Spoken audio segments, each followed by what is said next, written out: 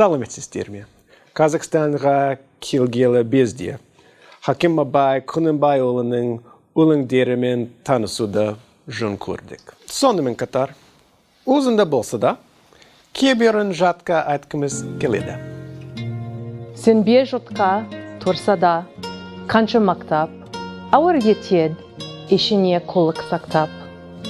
Өзіне сен, өзіңді алып шырар, еңбегін мен ақылын екі жақтап. Күліктан кіріп, ойдалар, жақсан мен татты көй.